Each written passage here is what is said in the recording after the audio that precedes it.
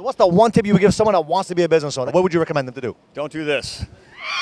What's going on today? We got some amazing questions to ask the public about some business. Let's see what they have to say. If you have not subscribed to the channel, do me a solid, subscribe to the channel. Our goal now is to hit 100,000 subscribers on YouTube, so I'd appreciate it from the bottom of my heart if you can subscribe.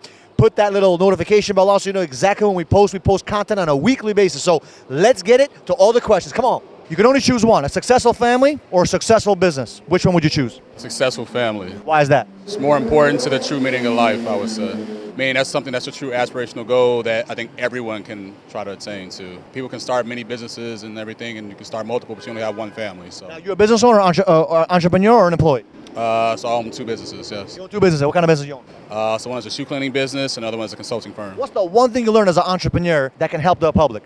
Relationships matter, and hard work does pay off. I mean, people say it's cliche, but put your head down and work, you get the results of it. So what's the one habit someone needs to have to become successful in entrepreneurship, in your opinion? Never take no for an answer. Keep trying, always look for the next deal, the next opportunity.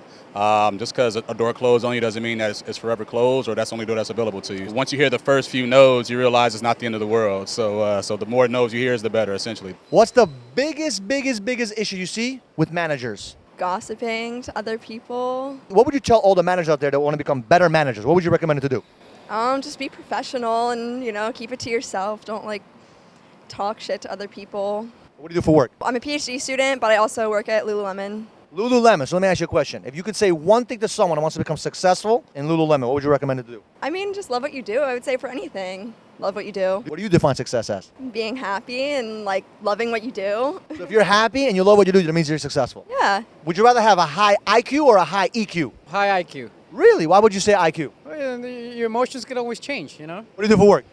I'm in hospitality. Hospitality? Management? Employee? Management, director, front office. I love it. So what's the one thing that you recommend for people that want to become a manager? Learn how to teach.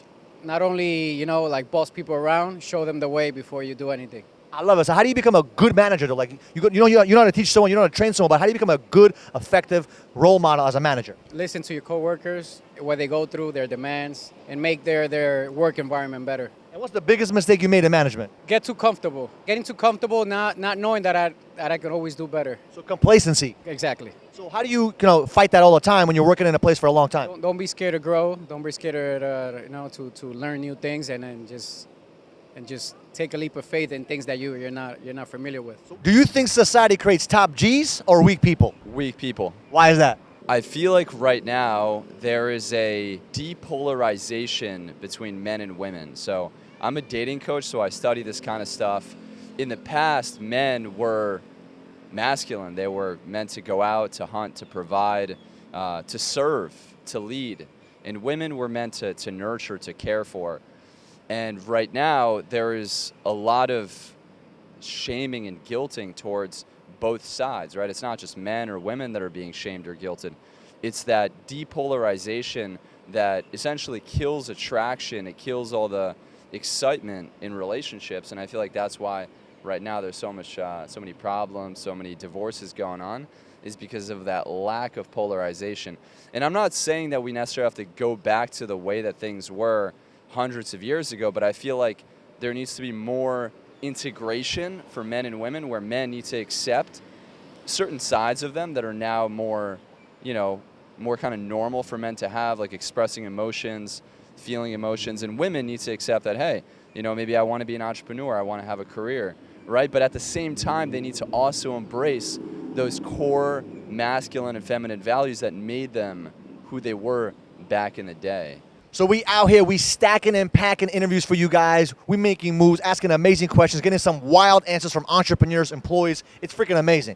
Enjoy the content. Do me a solid. Subscribe to the channel. We appreciate your love. We appreciate your comments. We appreciate your likes. If you want us to ask a specific question, you want me to ask someone on the street, do me a solid. Drop it in the comments. Let's go, baby. What do you do? I do loans and credit. So what's the one thing you learn as a business owner, as an entrepreneur? It's a fucking struggle. But there's beauty in that as well, too. The actual journey come with that. So what's the one thing that you actually learn as an entrepreneur that changed your life completely? Have patience. Patient with yourself, most importantly. Because at times, you doubt yourself, too. For someone that wants to be a business owner, an entrepreneur right now, would you recommend them to get into that or no? It depends on the market and the time. Because luck plays a part, but it's also drive and dedication. So What's the one habit you need to have to become a successful entrepreneur, in your opinion? When times get rough, you got to keep pushing. Because listen, man, I tell you one thing, being self-employed comes with a lot of ups and downs. Guys who make it don't make it overnight.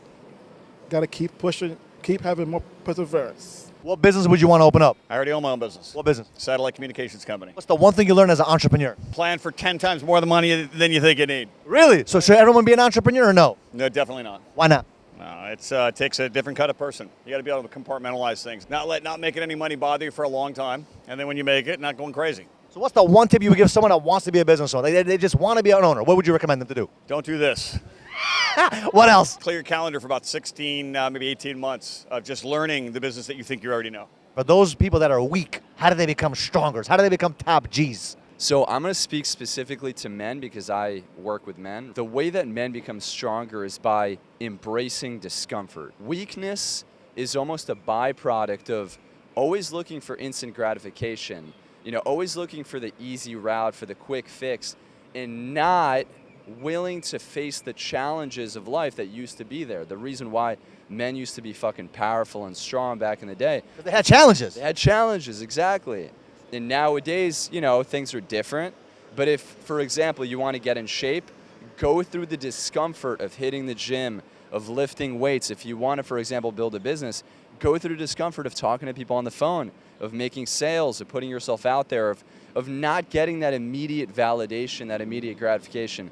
That is what you need to not be a weak-minded person. Do you think society creates top Gs or weak people? Miami especially, I would say the opposite of weak. Just because of the competition that you have here and all across the board, like whether it's, appearance or economically, anything that has to do with business, entrepreneurship. So you think Miami is like the spot? I think financially top 3, yeah. What do you focus on at work right now? I sell liquor, I distribute. What is the one tip that you learned to help out all the sales guys to become better salespeople? What would you recommend them to do? Relationships. Relationships is actually showing a kind of interest separate from the sales or giving a number or bottom line.